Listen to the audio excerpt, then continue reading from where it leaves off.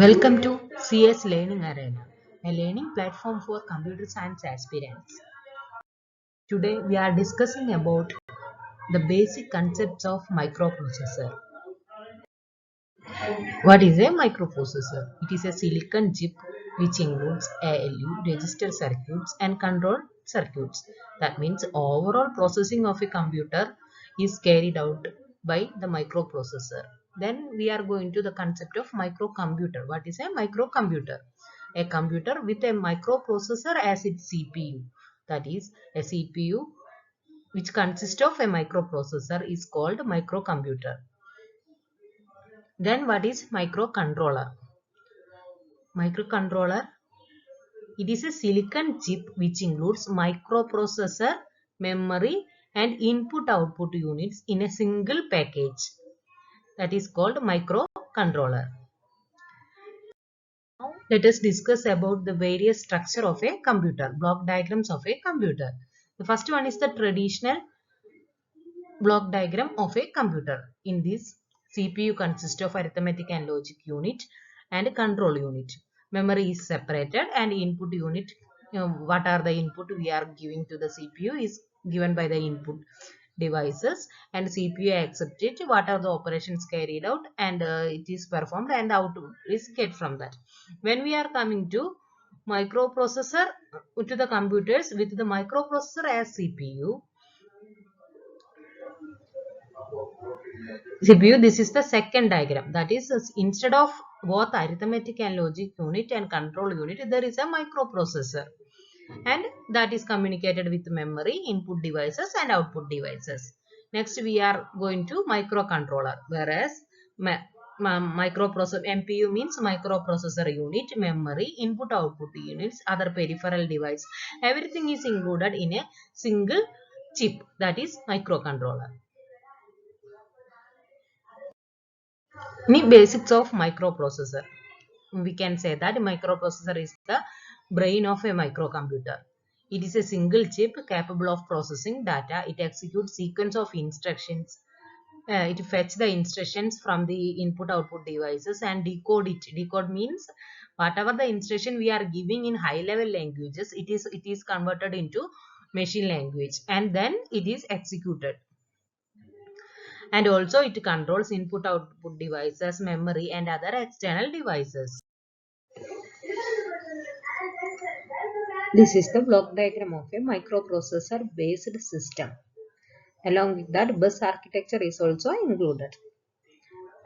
Look at this. Microprocessor is the microprocessor consists of ALU. ALU means arithmetic logic and logic unit and register array and then control unit. Then this microprocessor is communicated with the input-output devices and memory through a system bus. Here system bus means the communication path between all these devices, that is called system bus. നമുക്കിനി മൈക്രോപ്രോസസ്സറിന്റെ ഒരു formal ആയിട്ടുള്ള ഒരു definition നോക്കാം. ഇതിൽ microprocessor is a programmable device that takes in numbers, performs on arithmetic or logical operations according to the program stored in memory and then produces other numbers as results. എന്താ മെയിനായിട്ട് മൈക്രോപ്രോസസ്സറിൻ്റെ എന്താ, ഇതൊരു programmable device ആണ്. എന്ന് വെച്ചാൽ എന്താ, നമുക്ക് programme ചെയ്യാൻ പറ്റും. ഇന്ന പെർഫോം ചെയ്യണം, എഡിഷൻ ചെയ്യണം, മൾട്ടിപ്ലിക്കേഷൻ ചെയ്യണം, അങ്ങനെ നമുക്ക് പ്രോഗ്രാം ചെയ്യാൻ പറ്റും. അതിൻ്റെ ഇൻപുട്ട് എന്ന് പറയുന്നത് എന്തായിരിക്കും? നമ്പേഴ്സ്. എന്തുകൊണ്ടാണ് നമ്പേഴ്സ് എന്ന് പറയുന്നത്? അതെന്താ, അതിന് എപ്പോഴും ബൈനറി ഡിജിറ്റ്സ് മാത്രമേ മനസ്സിലാവുള്ളൂ. സീറോസും വൺസും മാത്രമേ, അത് വെച്ചിട്ടുള്ള കോമ്പിനേഷൻസ് ആണ് അതിൻ്റെ ഓരോ ഇൻപുട്ട് എന്നും പറയുന്നത്. അതുകൊണ്ടാണ് ടേക്സ് ഇൻ നമ്പേഴ്സ് എന്ന് പറയുന്നത്. and performs arithmetic or logical operations. Then according to the program stored in memory, എന്താ stored in memory, program stored in memory, മെമ്മറിയിൽ ഈ എങ്ങനെയാണ് അരിത്തമെറ്റിക് ആൻഡ് ലോജിക് ഓപ്പറേഷൻ ചെയ്യേണ്ടതെന്നൊക്കെ മെമ്മറിയിൽ പ്രോഗ്രാം ചെയ്ത് വെച്ചിട്ടുണ്ടായിരിക്കും. അത് ആ സ്റ്റോർഡ് ഇൻ പ്രോഗ്രാംസ് യൂസ് ചെയ്തിട്ടാണ് ഇത് വർക്ക് ചെയ്യുന്നത്. പിന്നെ produces other numbers as result. എന്താ അതർ നമ്പേഴ്സ് ആസ് റിസൾട്ട്സ് എന്നാൽ എന്താ, ഔട്ട്പുട്ട് എന്ന് പറയുന്നതും ബൈനറി നമ്പേഴ്സ് തന്നെയായിരിക്കും. അതുകൊണ്ടാണ് producers other numbers as results എന്ന് പറയുന്നത്. ഇതിൽ ഓരോ വേർഡ്സും ഇമ്പോർട്ടൻ്റ് ആണ്. അതുകൊണ്ടാണ് നെക്സ്റ്റ് അതിൻ്റെ എക്സ്പെൻഷൻ അല്ലെങ്കിൽ അതിൻ്റെ ഒരു എക്സ്പ്ലനേഷൻ സെപ്പറേറ്റ് ആയിട്ട് കൊടുത്തിട്ടുള്ളത്. എന്താ ഫസ്റ്റ് വേർഡ് എന്തായാലും വരുന്ന ഇമ്പോർട്ടൻറ്റ് വേർഡ്സ് വരുന്നത് പ്രോഗ്രാമബിൾ ഡിവൈസ്. അതാണ് അതിൻ്റെ ഒരു ബേസിക് കൺസെപ്റ്റ് എന്ന് പറയുന്നത്. അതെന്താ different set of operations perform ചെയ്യാൻ പറ്റും. എന്തിനെ ഡിപ്പെൻഡ് ചെയ്തിട്ടാണ്? നമ്മളാണ് അതിന് സെറ്റ് ഓഫ് ഇൻസ്ട്രക്ഷൻസ് കൊടുക്കുന്നത്, എന്ത് ഓപ്പറേഷനാണ് ചെയ്യേണ്ടതെന്നുള്ളത് പ്രോഗ്രാം ചെയ്ത് കൊടുക്കുന്നത് നമുക്ക് പ്രോഗ്രാം ചെയ്ത് കൊടുക്കാൻ പറ്റും. അതുകൊണ്ടാണ് അതിനെ പ്രോഗ്രാമബിൾ ഡിവൈസ് എന്ന് പറയുന്നത്. എന്താ ഈ പ്രോഗ്രാം ചേഞ്ച് ചെയ്തിട്ട് ഡിഫറെൻറ്റ് ഓപ്പറേഷൻസ് ഈ മൈക്രോ പ്രോസസ്സറിന് ചെയ്യാൻ പറ്റും. നെക്സ്റ്റ് എന്താ പറയുന്നത്? ഇൻസ്ട്രക്ഷൻസ്. ഈ പ്രോഗ്രാമബിൾ ഡിവൈസ് പറഞ്ഞു സീക്വൻസ് ഓഫ് ഇൻസ്ട്രക്ഷൻസ് യൂസ് ചെയ്തിട്ടാണ് വർക്ക് ചെയ്യുന്നതെന്ന് പറഞ്ഞു. എന്താണ് ഇൻസ്ട്രക്ഷൻസ് എന്ന് പറഞ്ഞിട്ടുണ്ടെങ്കിൽ നമ്മൾ കൊടുക്കുന്ന സ്റ്റേറ്റ്മെന്റ്സ്, അതായത് പ്രോഗ്രാമിലെ ഓരോ ഓപ്പറേഷൻസിന് ചെയ്യാൻ വേണ്ടി കൊടുക്കുന്ന സ്റ്റേറ്റ്മെന്റ്സ് ആണ് നമ്മളിവിടെ ഇൻസ്ട്രക്ഷൻസ് എന്ന് പറയുന്നത്. Each microprocessor is designed to execute specific group of operations. This group of operations is called an instruction set. ഓരോ ഓപ്പറേഷൻ ചെയ്യാൻ വേണ്ടിയിട്ട് ഇപ്പോൾ എന്താ പറയുക, സപ്പോസ് ഒരു മെമ്മറിയിലേക്ക് നമുക്ക് സ്റ്റോർ ചെയ്യണം. ആ സ്റ്റോർ ചെയ്യാൻ വേണ്ടിയിട്ട് സെറ്റ് ഓഫ് ഇൻസ്ട്രക്ഷൻസ് ഉണ്ടായിരിക്കും. അതെന്താ? സ്റ്റോർ ചെയ്യാൻ വേണ്ടിയിട്ടുള്ള സെറ്റ് ഓഫ് കമാൻഡ്സ് ആണ്. നമ്മൾ ഓരോന്നും ഡീറ്റെയിൽ ആയിട്ട് നെക്സ്റ്റ് ഇതിൽ പഠിക്കുന്നുണ്ട് കേട്ടോ. നമുക്ക് അതിന്റെ പ്രോഗ്രാമും ചെയ്യാൻ വേണ്ടി വരുന്നുണ്ട്. എന്താ? ഇൻസ്ട്രക്ഷൻ സെറ്റ് ആണ് ഒരു മൈക്രോ പ്രോസസർ എന്ത് ചെയ്യണം എന്ത് ചെയ്യണ്ടെന്ന് തീരുമാനിക്കുന്നത്. ഇൻസ്ട്രക്ഷൻസ്. നെക്സ്റ്റ് വരുന്ന ടേക്സ് ഇൻ. ടേക്സ് ഇൻ എന്ന് പറഞ്ഞാൽ എന്താ? ഇൻപുട്ട് ഡിവൈസസിൽ നിന്നാണ് നമ്മൾ ഇൻപുട്ട് അക്സെപ്റ്റ് ചെയ്യുന്നത്. നമ്മളല്ല, മൈക്രോ പ്രോസസർക്ക് ഇൻപുട്ട് നമ്മൾ കൊടുക്കുന്നതും ഇൻപുട്ട് ഡിവൈസസിൽ നിന്നാണ്. എന്താ? These are devices that bring data into the system from the outside world. എന്താ? എന്തൊക്കെയാണ് ഇൻപുട്ട് ഡിവൈസസ്? കീബോർഡ്, മൗസ്, ഇതൊക്കെയാണ് ഇൻപുട്ട് ഡിവൈസസ് ആയിട്ട് വരുന്നത്. പിന്നെ ഞാൻ നേരത്തെ തന്നെ പറഞ്ഞു നമ്പേഴ്സ് എന്ന് പറഞ്ഞത് കൊണ്ടാണ് പറയുന്നത്, ഈ ഒരു മൈക്രോ പ്രോസസർ എന്ന് പറയുന്നത് നമുക്ക് എല്ലാ ഹൈ ലെവൽ ലാംഗ്വേജസ് ഒന്നും ആക്സെപ്റ്റ് ചെയ്യാൻ പറ്റില്ല. It only understand binary numbers. Binary numbers എന്താ? നമ്മൾ ബിറ്റ് എന്ന് പറയില്ലേ, ബൈനറി ഡിജിറ്റ്സ് ആണ് അതിനെ അണ്ടർസ്റ്റാൻഡ് ചെയ്യുന്നത്. ബൈനറി ഡിജിറ്റ് എന്താ? സീറോസും വൺസും മാത്രമാണ് അതിൽ ബൈനറി ഡിജിറ്റിൽ വരുന്നത്. പിന്നെന്താ? ഈ മൈക്രോ പ്രോസസറിന്റെ ഫീച്ചർ പറയുമ്പോൾ നമുക്ക് നെക്സ്റ്റ് നമ്മൾ അതിന്റെ ഫീച്ചേഴ്സ് ഒക്കെ പഠിക്കുമ്പോൾ ഈ ഫീച്ചേഴ്സിൽ വരുന്ന എപ്പോഴും കാണുന്നതാണ് ഒരു മൈക്രോ പ്രോസസറിന്റെ സൈസ്, വേർഡ് ആക്സെപ്റ്റ് ചെയ്യാൻ പറ്റും, ബിറ്റ് മാത്രമേ പറ്റുള്ളൂ, അങ്ങനത്തെ കുറെ കാര്യങ്ങൾ വരും. Microprocessor recognise and processes group of bits together. This group of bits is called a word.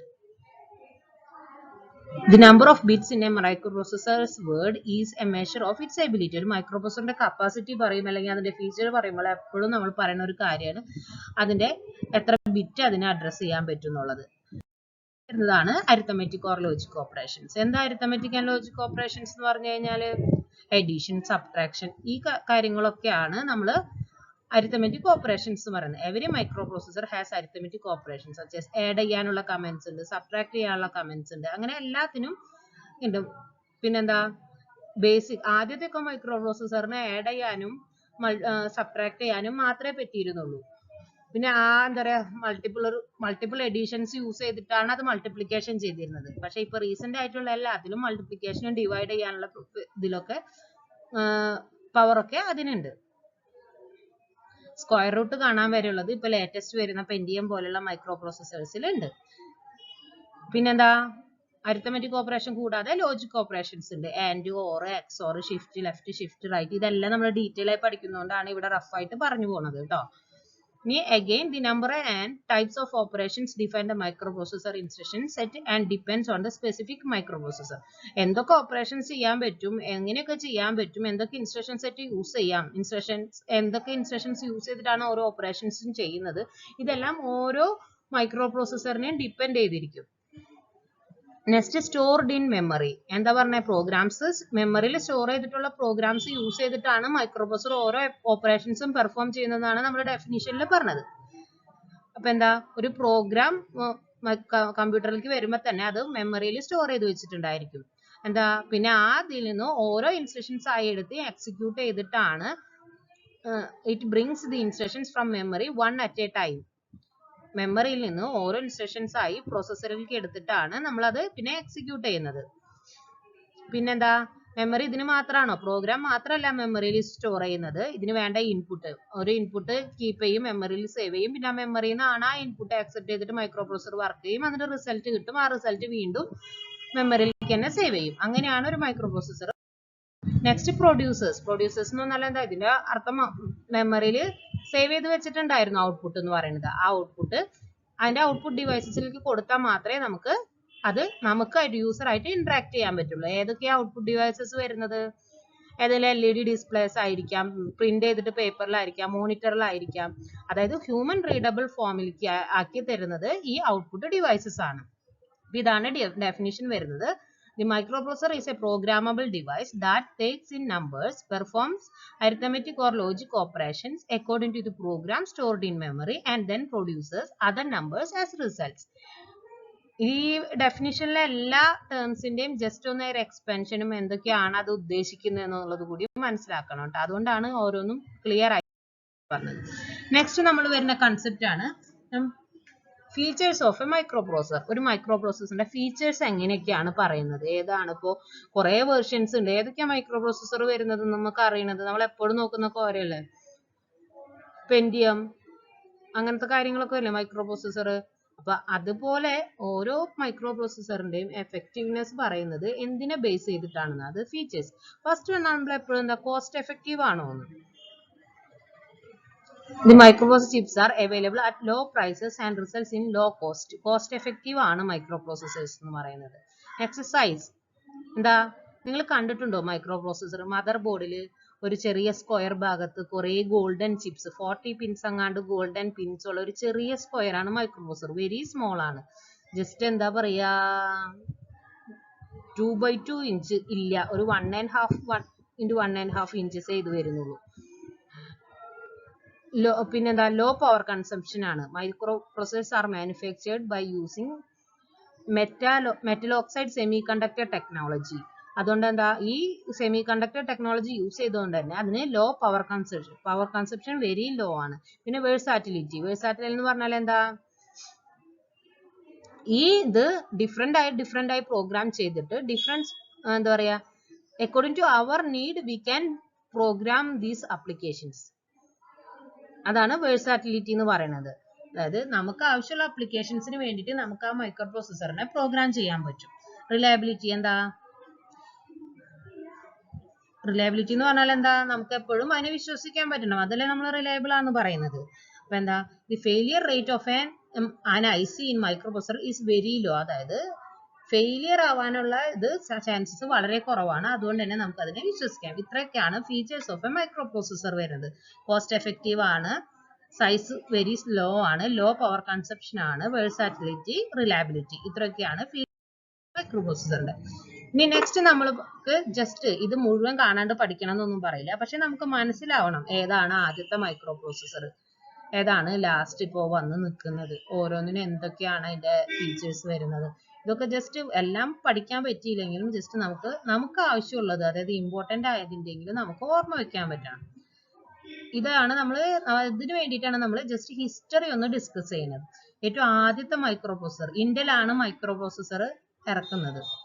Company എന്ന് പറയുന്നത്, മാനുഫാക്ചറിങ് കമ്പനി എന്ന് പറയുന്നത് ഇന്റൽ ആണ്. ഇന്റൽ റിലീസ് ചെയ്ത ഏറ്റവും ഫസ്റ്റ് മൈക്രോപ്രോസസർ ആണ് 4004. ഇതെന്താ, ഈ 4 എന്ന് പറഞ്ഞാൽ എന്താ, ഇതിന്റെ ഡാറ്റാ ബസിന്റെ സൈസ്, ഇതൊരു 4 ബിറ്റ് മൈക്രോപ്രോസസർ ആണ്. ആദ്യത്തെ മൈക്രോപ്രോസസർ 4 ബിറ്റ് മൈക്രോപ്രോസസർ ആണ്. ഇതിന് ആകെ 640 ബൈറ്റ്സ് മെമ്മറിയെ അഡ്രസ് ചെയ്യാൻ പറ്റുള്ളൂ. അഡ്രസ് ബസ് എന്ന് പറയുന്നത് 10 ബിറ്റ് ആണ്.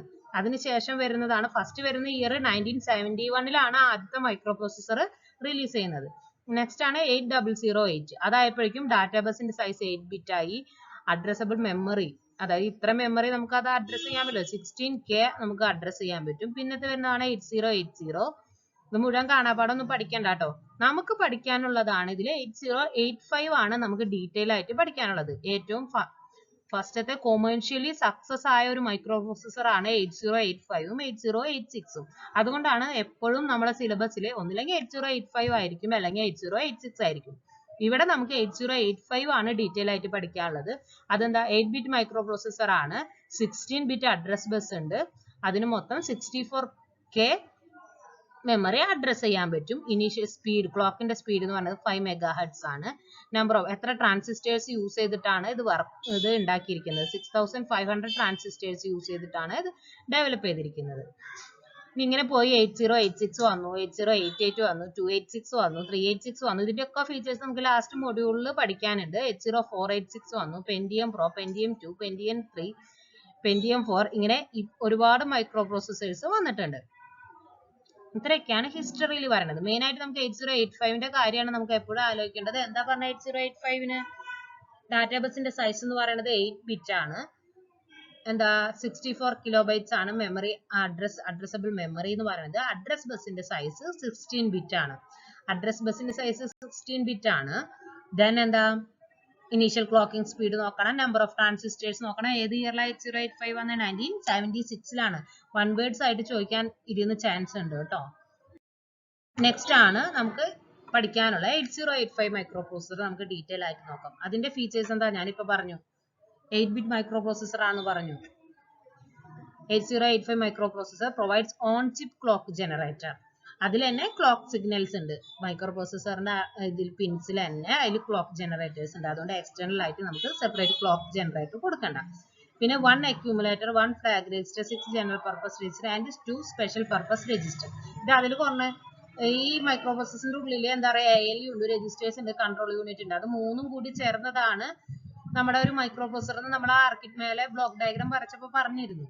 അപ്പോൾ എന്താ അതിൽ വരുന്ന രജിസ്റ്റേഴ്സിൽ എന്തൊക്കെ രജിസ്റ്റേഴ്സ് വരുന്നുള്ളതാണ് ഇപ്പോൾ ഇതിൽ ജസ്റ്റ് ഒരു പോയിന്റ് ആയിട്ട് പറഞ്ഞിരിക്കുന്നത്. ഇതിനെക്കുറിച്ച് നമ്മൾ ഡീറ്റെയിൽ ആയിട്ട് പഠിക്കും. നെക്സ്റ്റ് വരുന്നതാണ് 8 bit ALU, arithmetic and logic unit. 8 bit ALU ഉണ്ട്, 8 ബിറ്റ് ഇന്റേണൽ ഡാറ്റാബേസ് ഉണ്ട്, 8 ബിറ്റ് അക്യുമുലേറ്റർ ഉണ്ട്.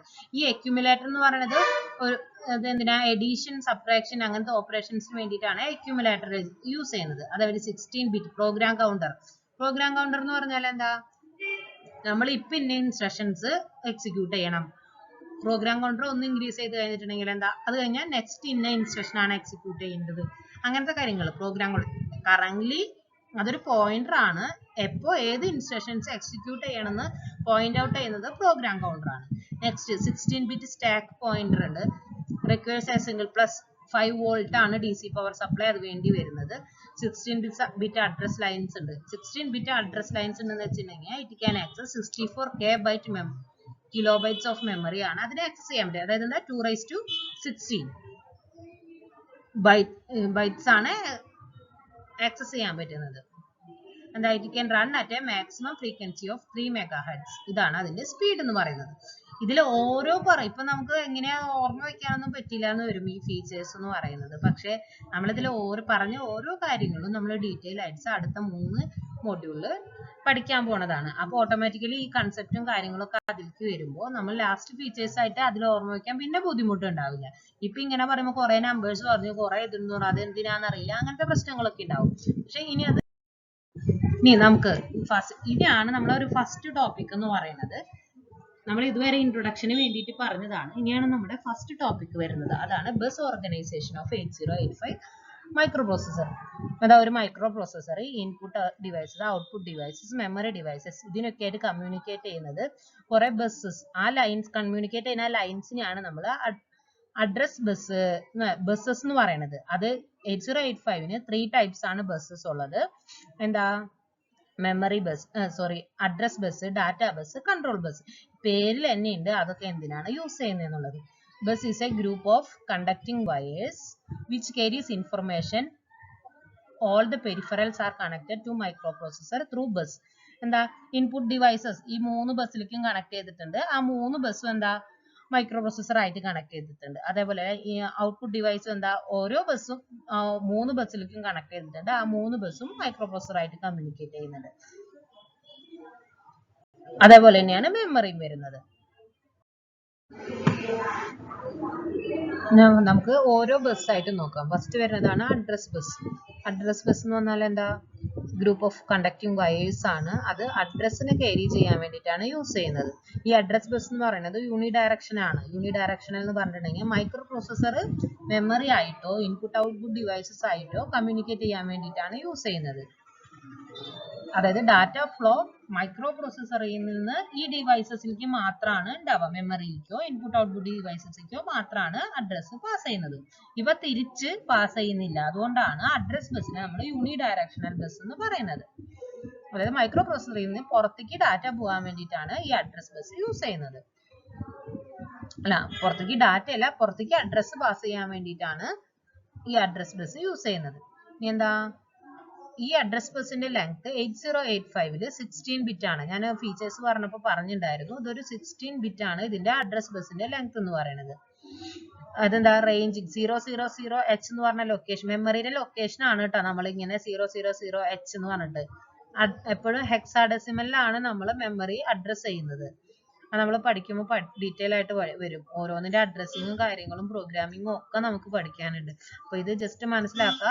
00040H to FFFH എന്ന് പറഞ്ഞാൽ ഇത്രയും ലൊക്കേഷൻ ആണ് 16 ബിറ്റ് കൊണ്ട് നമുക്ക് 8085 എന്ന് പറഞ്ഞ മൈക്രോ പ്രോസസർ അഡ്രസ് ചെയ്യുന്നത്. അതായത് മാക്സിമം 16 ബിറ്റ് ഉള്ള അഡ്രസ് ആണ് നമുക്ക് ഫോർവേഡ് ചെയ്യാൻ പറ്റുള്ളൂ. ഈ 16 ബിറ്റ് യൂസ് ചെയ്തിട്ട് ലൊക്കേറ്റ് ചെയ്യാവുന്ന അഡ്രസ്സസ് ആണ് 000H തൊട്ട് FFFH വരെയുള്ളത്. അതായത് ഇത്രയും 65,536 അഡ്രസ് മാത്രമേ, മെമ്മറി ലൊക്കേഷൻ മാത്രമാണ് ഇതിനെ അഡ്രസ് ചെയ്യാൻ പറ്റുന്നത്. ഇത്രയും ലൊക്കേഷൻസ് മാത്രമാണ് ഈ ഒരു 16 ബിറ്റ് അഡ്രസ് ബസ് യൂസ് ചെയ്തിട്ട് മൈക്രോ പ്രോസസറിനെ ലൊക്കേറ്റ് ചെയ്യാൻ പറ്റുന്നത്. ഇത്രയും ലൊക്കേഷൻ മാത്രമാണ് നമ്മൾ ഈ മൈക്രോ പ്രോസസറിൽ യൂട്ടിലൈസ് ചെയ്യുന്നത്. അത് ഇൻപുട്ട് എന്നാണോ ഔട്ട്പുട്ട് ആയാലും എല്ലാത്തിനും വേണ്ടിയിട്ടും ഈ ഒരു ലൊക്കേഷൻസ് മാത്രമാണ് നമ്മൾ യൂസ് ചെയ്യുന്നത്. നെക്സ്റ്റ് വരുന്നതാണ് ഈ ഇതിന്റെ ലെങ്ത് എന്ന് പറയുന്നത്, ലെങ്ത് യൂസ് ചെയ്തിട്ടാണ് the amount of memory A system can address എന്നുള്ളത് നമ്മൾ ഫേസ് ചെയ്യുന്നത്. അതായത് 13 ബിറ്റ് അഡ്രസ് ബസ് ആണെങ്കിൽ എന്താ 232 മെമ്മറി ലൊക്കേഷൻസ് അഡ്രസ് ചെയ്യാൻ പറ്റും.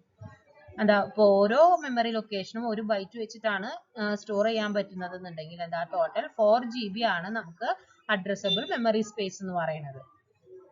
അതുപോലെ തന്നെ ഇപ്പൊ നമ്മള് നമുക്ക് ഇവിടെ എന്താ 16 ബിറ്റ് അഡ്രസ് ബസ് ആണ് ഉള്ളത്. അതുകൊണ്ട് 232 മെമ്മറി ലൊക്കേഷൻസ്, അതായത് 65,536 മെമ്മറി ലൊക്കേഷൻസ് ആണ് അഡ്രസ് ചെയ്യാൻ പറ്റുന്നത്.